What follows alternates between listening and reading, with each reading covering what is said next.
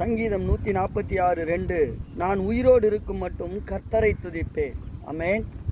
தேவ பிள்ளைகளே, உங்க வாழ்க்கையினுடைய வெற்றியின் ரகசியம் ஒன்னே ஒண்ணுதான். கர்த்தரை துதிக்கணும். தடைகள் உடையணுமா? கர்த்தரை துதியுங்கள். ஆசீர்வதிக்கப்படணுமா? கர்த்தரை துதியுங்கள்.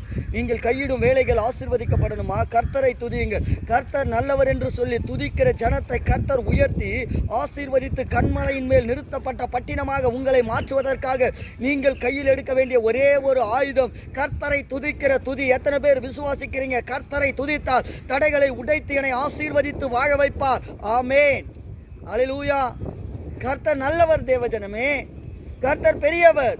உயிரோடு இருக்கிற வரையில் நான் கர்த்தரை துதிப்பேன். சதா காலங்களிலும் அவரை துதித்துக் கொண்டே இருப்பேன். அவர் என் கண்மலையும் என் கோட்டையும், நான் நம்பி இருக்கிற துர்கமுமாய் இருக்கிறார். நான் பயப்படாதபடிக்கு என் ஆத்துமா கர்த்தரையே நோக்கி துதித்துக் கொண்டிருக்கிறது.